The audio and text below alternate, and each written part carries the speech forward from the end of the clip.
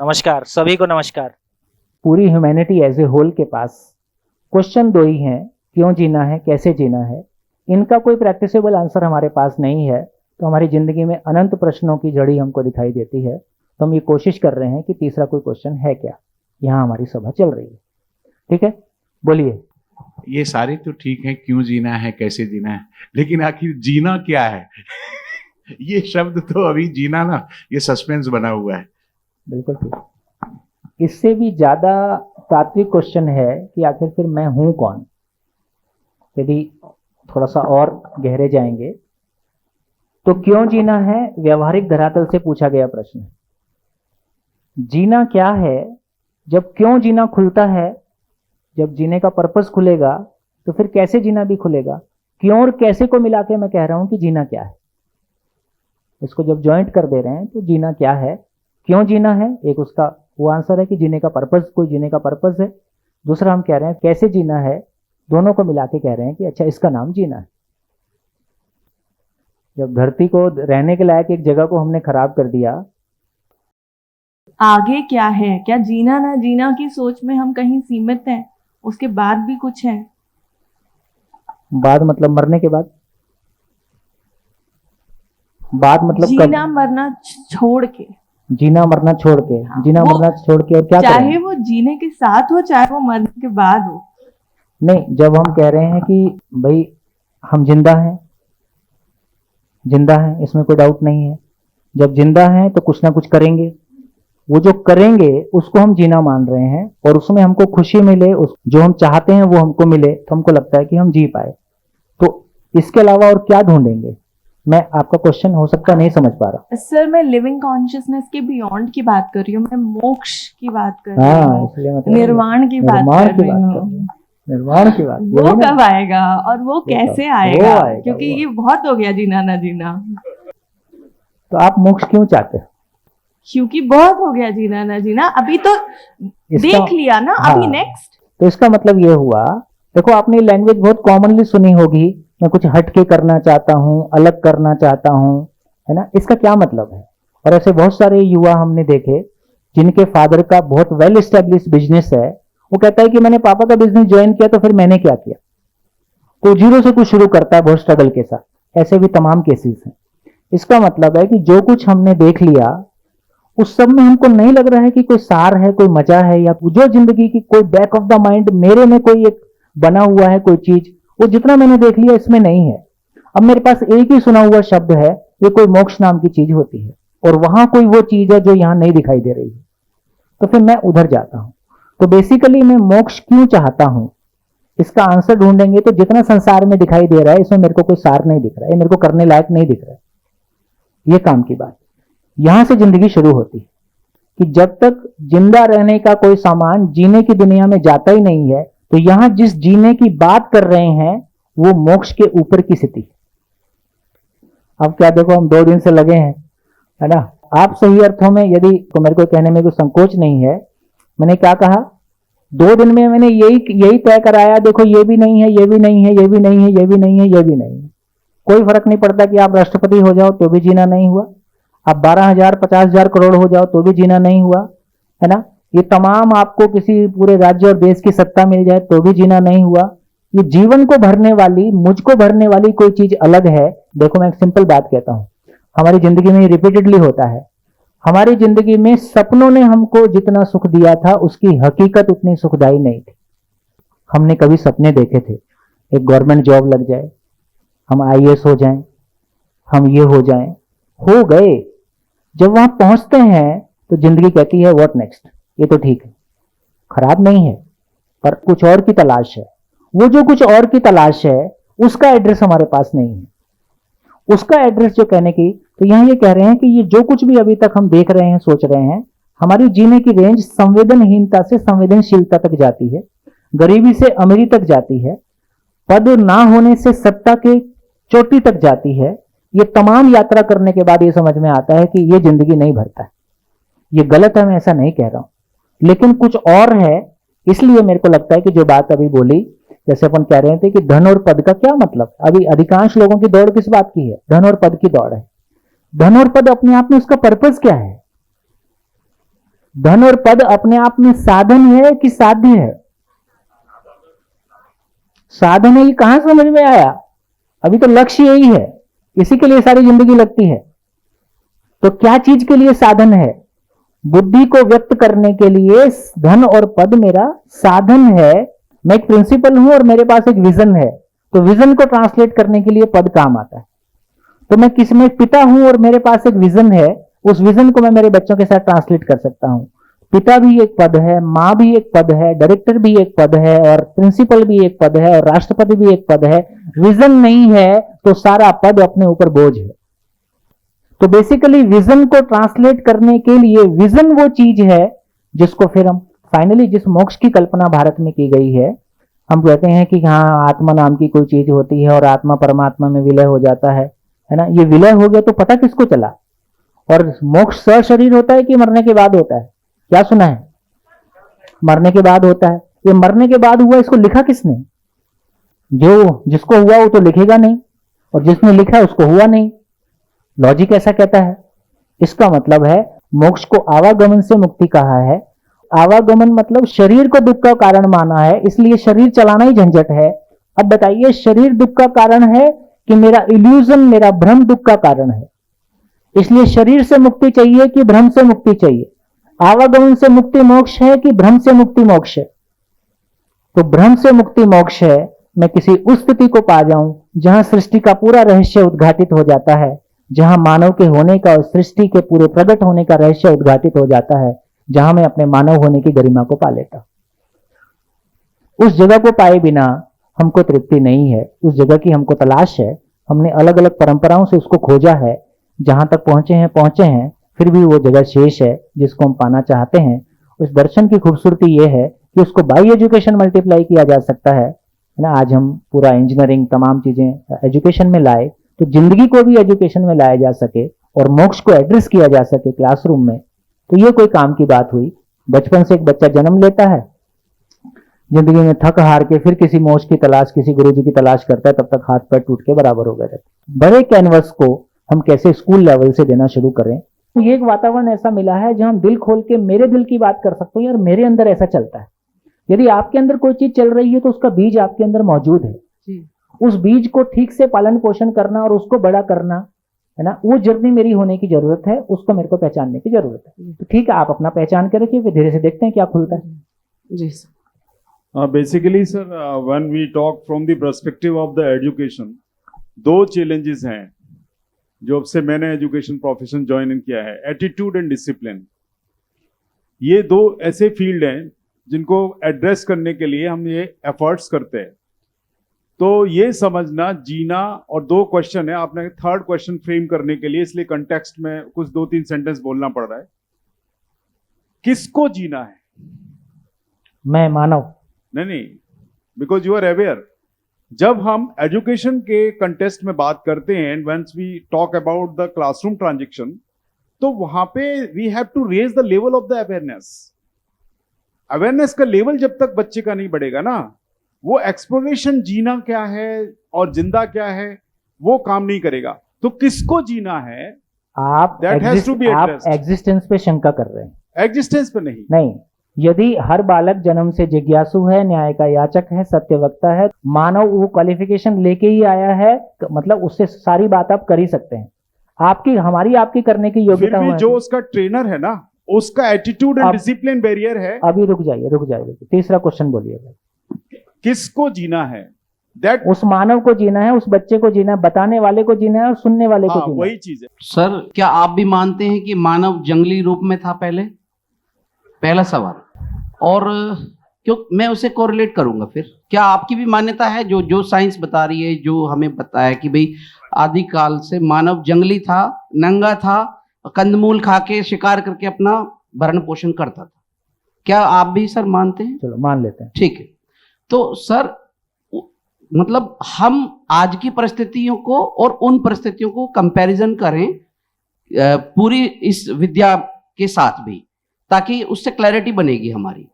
और क्या ये मूल प्रश्न तब भी ये दो थे?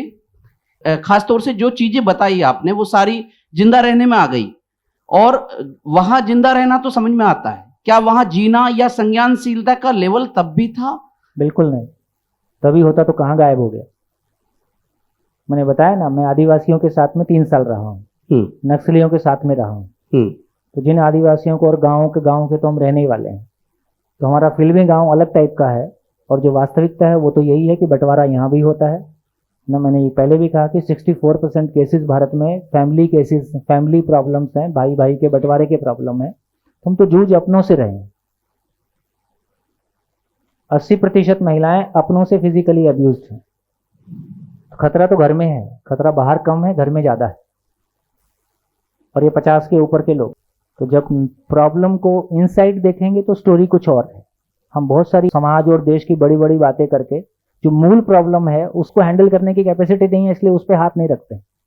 कोर में जाइए, बस पूछिए अपने आप से, तीसरा क्वेश्चन है कि नहीं, उसका जवाब दीजिए। तो आपके पास अनंत बोला 2 ही क्वेश्चन है, इतना ही काम है ना। देखो अब जिंदगी कितनी आसान है। 2 क्वेश्चन और 80 साल, इतना सा काम है बस। कब तक जीना भी तभी खड़ा हो जाता है जब जीना अझेल हो जाता है। जब जीने में मजा आ रहा है तो कौन पूछता है कब तक जीना है। इतना ही तो मामला है। तो सारा धर्म, अध्यात्म, समाज, शिक्षा, साइंस, टेक्नोलॉजी, सारे मिलके, धरती की सारी यूनिवर्सिटीज सब मिलके केवल इन 2 क्वेश्चन का आंसर दे दें कि आखिर क्यों जीना है और जीने का तरीका क्या होगा। जब हम कहते हैं कि क्यों जीना है तो उसका बेसिकली मतलब है कि मैं जिंदगी में पाना क्या चाहता हूं, मेरा जिंदगी में लक्ष्य क्या है। इसलिए कभी ये मोक्ष निकल के आ जाता है और कभी ये कोई कुछ निकल के आ जाता है। किसी को कुछ लगता है, किसी को कुछ लगता है, जैसी जिसकी चेतना है वैसा वो फील करता है। तो मैं जिंदगी में पाना क्या चाहता हूं, जिस पाने के बाद लगे कि पाना हो गया है।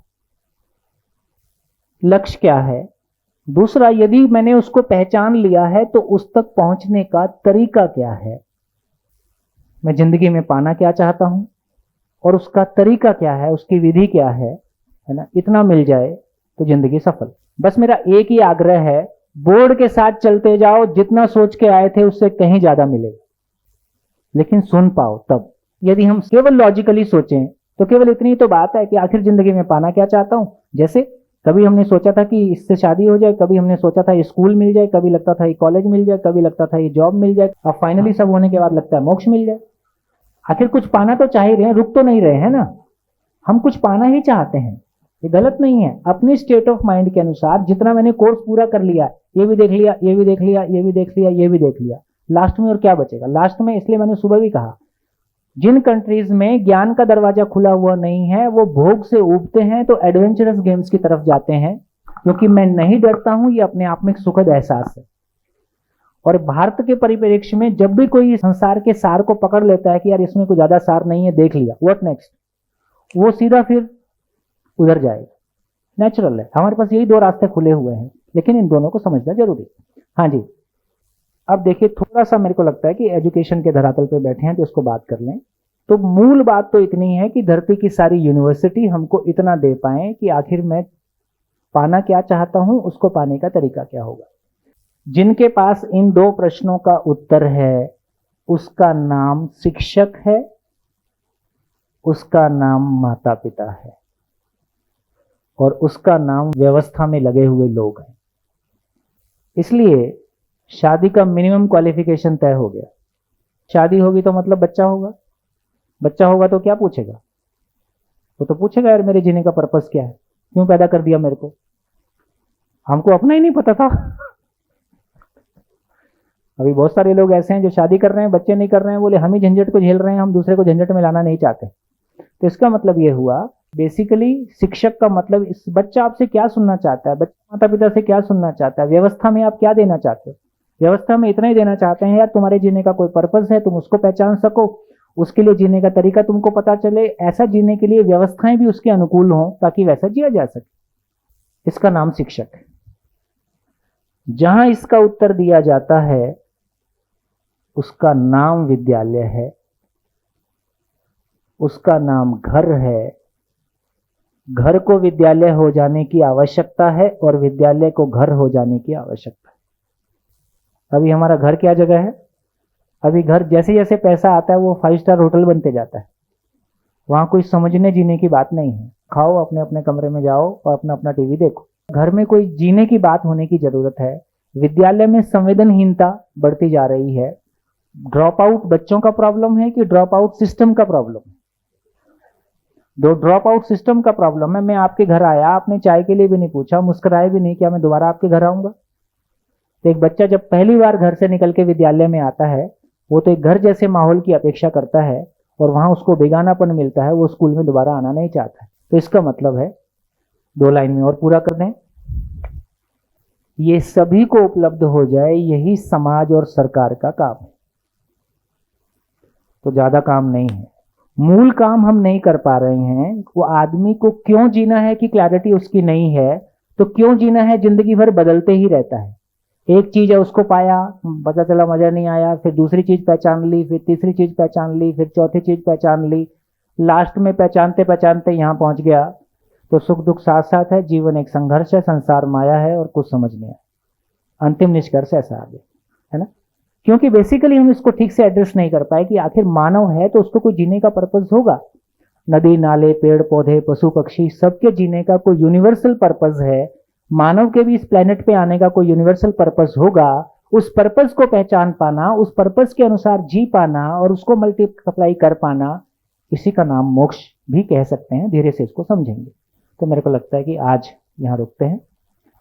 आज जो जो चीज़ें कवर हुई काफ़ी, मैं अगर कल के मुकाबले बात करूं तो काफ़ी धीरे धीरे कंटेंट गहराई पकड़ रहा है। गहराई पकड़ रहा है और मूल लेकिन अल्टीमेटली सबका निकल के यही आ रहा है कि लक्ष्य क्या है जीवन का। हाँ, और एक बार वो क्लैरिटी आ जाती है कि वो लक्ष्य क्या है, तो फिर ये उसको कैसे हमें पाना है या फिर जो भी प्रोसेस के थ्रू फिर हम जाएंगे, we will enjoy through that. जो संज्ञानशीलता की भी बात करी है, जो स्टेबल स्टेट ऑफ माइंड की बात करी है, वो ये करिए continuously you are in that state. Continuous happiness की जो बात करी जा रही है कि हम उस स्टेट में रहें, वो पॉसिबिलिटी परहैप्स तभी आ सकती है जब हम क्या बोलते हैं, ये वी मूव फ्रॉम संवेदनहीनता टू संवेदनशीलता एंड देन टू दिस संज्ञानशीलता।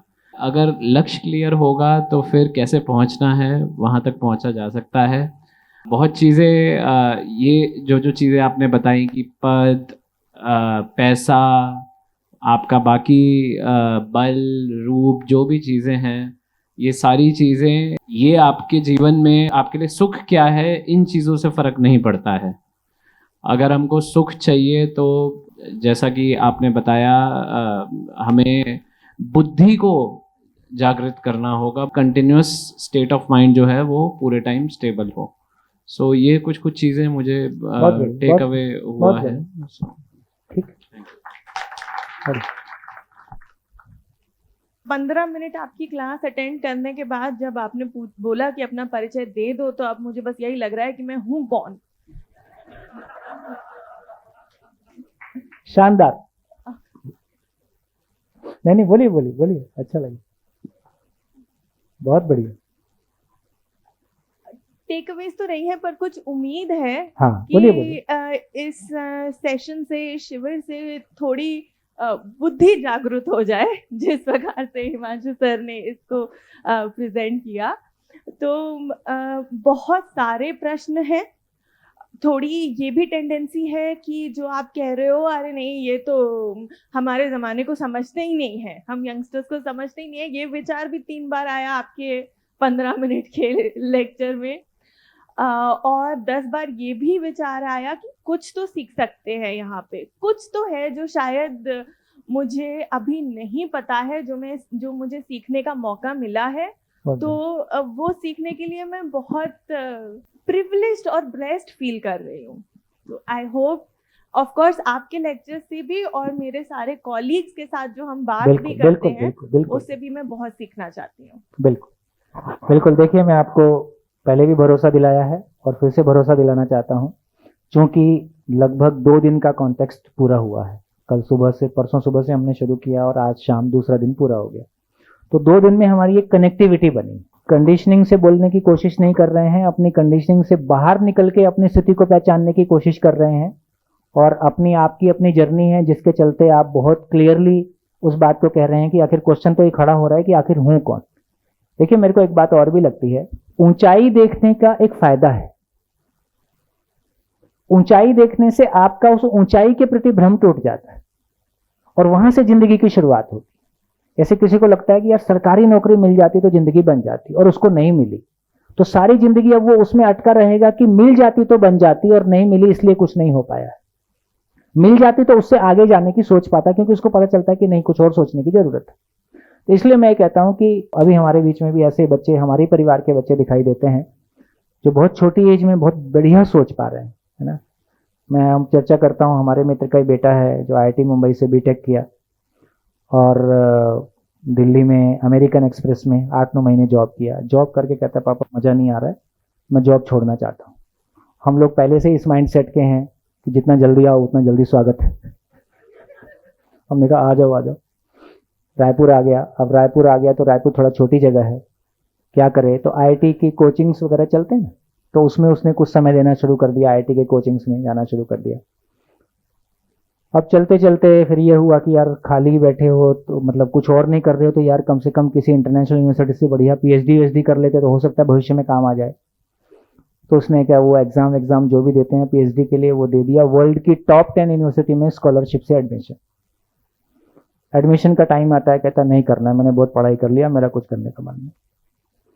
अब फिर कुछ दिन और बीतते हैं, तब तक ये दर्शन के टच में बचपन से है ही हैं, इस पर कुछ शोध वोध और आगे सोचने काम कर ही रहे हैं। कुछ दिन और चले तो किसी ने कहा यार कम से कम MBA ही कर लेते यार तुम। अब वो सामान्य तैयारी से MBA दे दिया, कैट का परसेंटाइल 99.9। एडमिशन का टाइम आया, बोले अब हो गया, बहुत कर लिया, नहीं करना है।